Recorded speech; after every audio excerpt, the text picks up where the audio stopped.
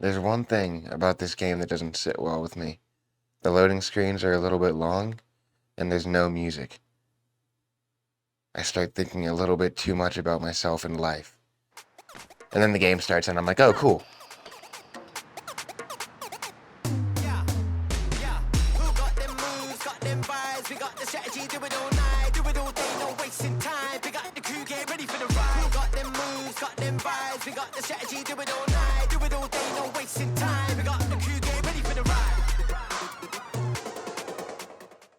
Alright guys, what's up? Welcome into the new space.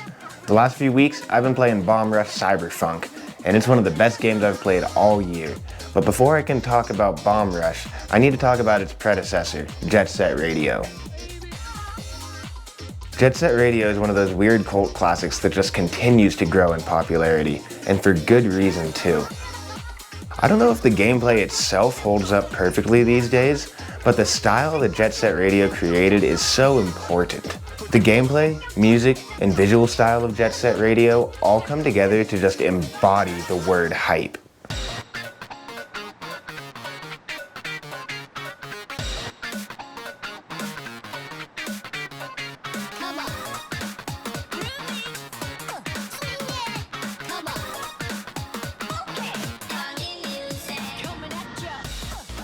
To me, Jet Set's influence expands way past its gameplay. It embodies a lifestyle and an energy that I think is deeply human. It's an energy that screams to get up and just do it. And I love that. Holding on to that vibe is important to me as a creative and as a human. For that, these games are hugely important to me and a ton of other people. And that's why Bomb Rush Cyberfunk is so exciting. Right from the start, we see that Bomb Rush has nailed the Jet Set style, from the camera angles of the cutscenes to the script of the characters. Jet Set Radio was always good. It felt a little bit floaty. They've done these little changes that it's just, oh my god, dude. Team Reptile isn't content to just sit back and leave this as a spiritual successor though. Through a few small gameplay tweaks, they've done an excellent job bringing Jet Set Radio into the modern era. There's no spray paint anymore, so all those little things you do just power up your jet booster. But doing tricks and combos also powers up your jet booster, and you get speed boosts from leaning into curves on rails. These are like the little things that make it different from Jet Set. Most notable is the sense of momentum. New to Bomb Rush Cyberfunk is the Boost Pack.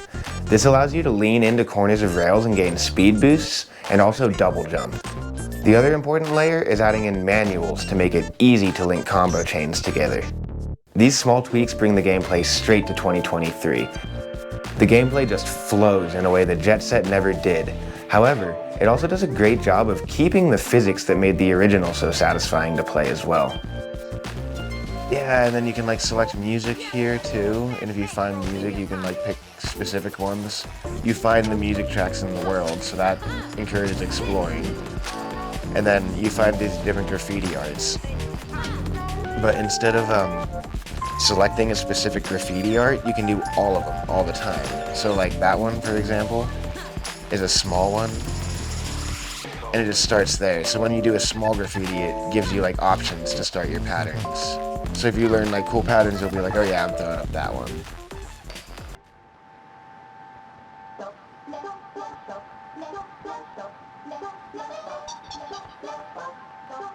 The story itself is on another level compared to the old Jet Set games.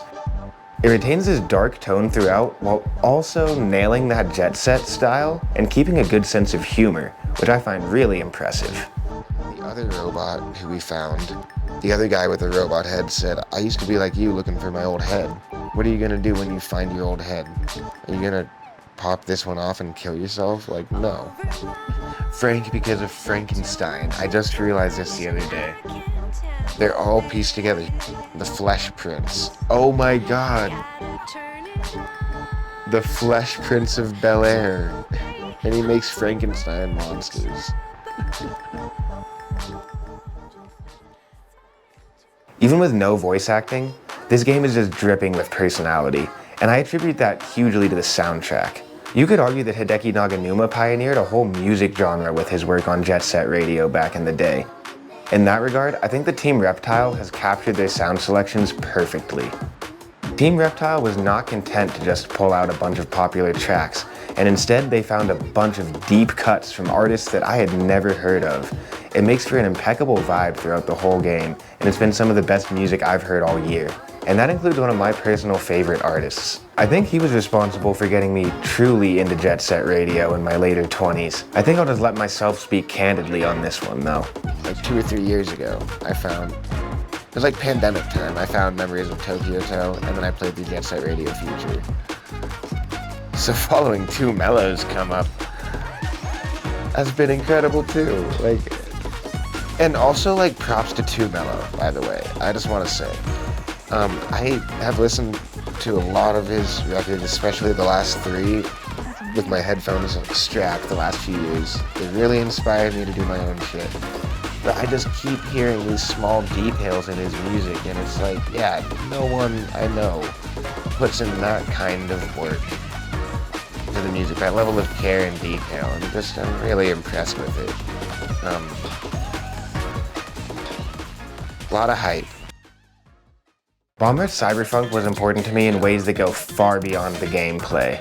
It's hard to find a game that 100% matches my vibe and my energy. It inspires me to create, move forward, and be the best that I can be.